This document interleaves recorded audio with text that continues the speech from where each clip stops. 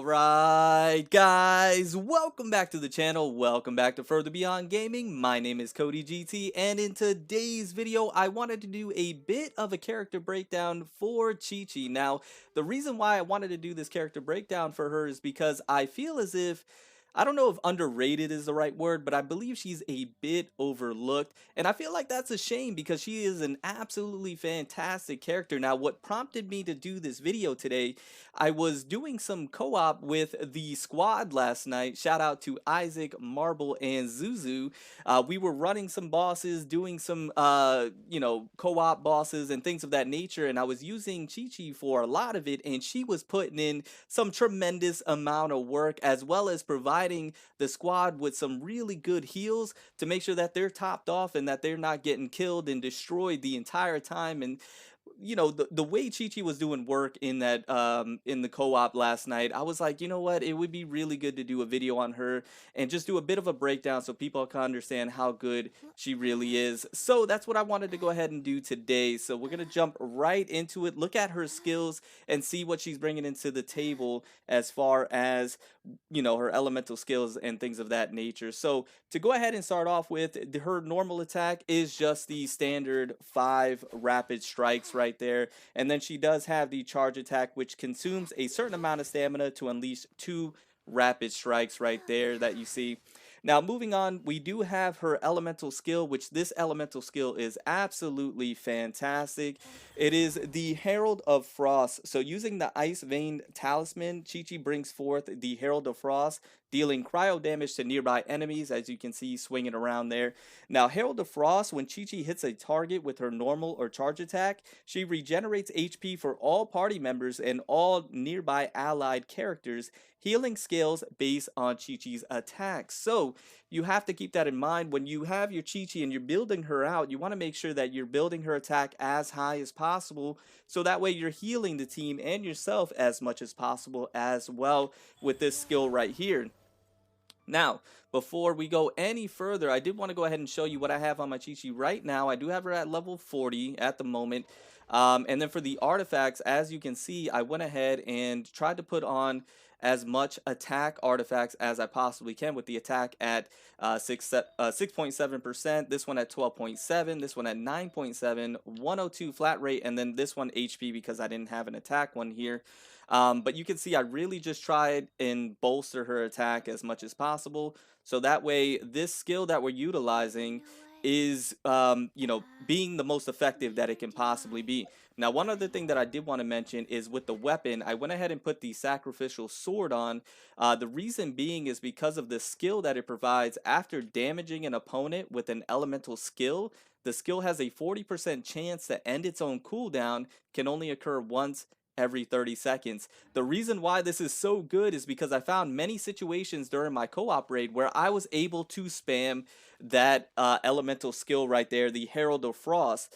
I was able to literally spam that twice in a row and then had to wait for that 30-second cooldown. The reason why that's so good is because then you're able to proc all those skills that this provides as far as healing. Also, the Herald of Frost, I didn't go any further. The Herald of Frost not only heals the nearby and allied characters, but also regenerates HP for your current character at regular intervals, follows the character around, and deals cryo damage to enemy in its path. So it does all of that stuff, and it's absolutely amazing. So if you can spam that, it's just really, really beneficial. And then we have her ultimate, which I'll show here in just a second. But Qiqi releases Adaptus power sealed within her body, making nearby enemies with Fortune Preserving Talisman that deals cryo damage. Now, the Fortune Preserving Talisman, when enemies affected by this talisman takes damage, the character that dealt this damage regenerates HP. So she's getting some more heals off. So let me see if I can go ahead and proc that really quickly. Because I'm very close to getting that ultimate. So let me see if I could just get that really fast. Let me see here. And I'll go ahead and show this skill off as well. And there you go. You see, it's back already. It had a 40% chance of that cooldown. I'm so glad that happened. I can spam it again. And as you can see from my team, every time I attack or do a charge attack, my team are getting some passive heals. It's so good, I'm telling you. Let's go ahead and do the ultimate.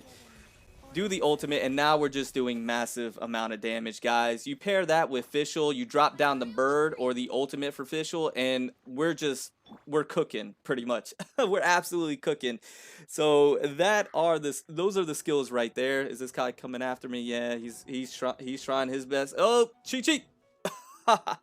All right, now moving on from there, we do have her passive skills. Her passive talent 1 is life prolonging methods. When a character under the effect of Adaptus Art, the Herald of Frost, triggers an elemental reaction, their incoming healing bonus is increased by 20% for 8 seconds. So we're just getting some more heals off, guys. You can start to see how Qiqi is not only a really good damage dealer, but she now is becoming a really good supporting character for the team with all these passive heals that she's doing.